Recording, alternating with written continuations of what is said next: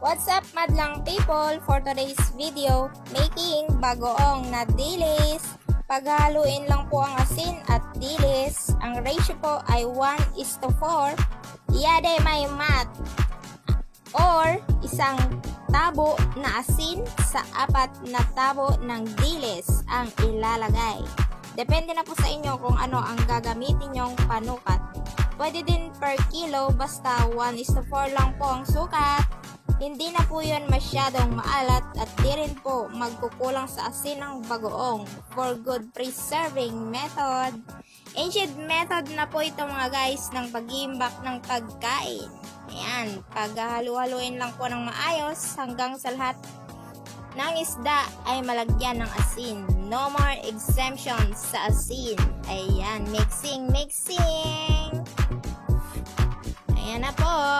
Pagkatapos lagyan ng asin, ilalagay na sa galon na may takip.